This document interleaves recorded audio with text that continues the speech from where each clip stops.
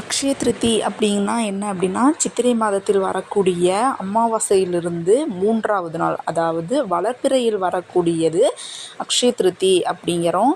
அக்ஷயம் அப்படிங்கிறதுக்கு என்ன பொருள் அப்படின்னா, வளர்ந்து கொண்டே இருத்தல், பெருகி கொண்டே இருத்தல் அப்படிங்கிறது பொருளாகும். இந்த நாளில் தான் எல்லாருமே புதுமனை வாங்குதல், கட்டுதல், தங்கம், வெள்ளி, உலோகத்தால் செய்யப்பட்ட நகைகள் வாங்குதல் அப்படிங்கிறது பல விஷயங்களை செய்வாங்க.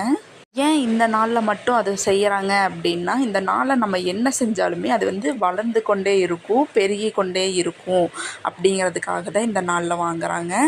தங்கம் விற்கிற விலைக்கு தங்கம் மட்டும்தான் வாங்கணுமா அப்படின்னு கேட்டிங்கன்னா அது கிடையாது. அவரவர் வசதிக்கேற்றவாறு வாங்குவது சாலச் சிறந்தது.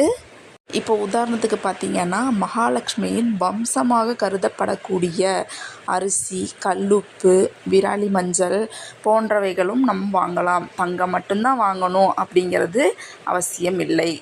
முக்கியமாக அன்னதானம் வழங்குவது என்பது ரொம்பவுமே சிறப்பு வாய்ந்தது.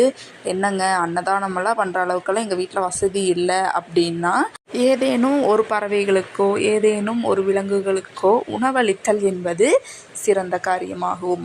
இந்த வருடம் ஏப்ரல் 30ஆம் தேதி அக்ஷய திருதி என்பது கொண்டாடப்படுகிறது. எனவே மகாலட்சுமியின் பரிபூரண அருள் கிடைக்க கடவுளிடம் பிரார்த்தனை செய்கிறேன்.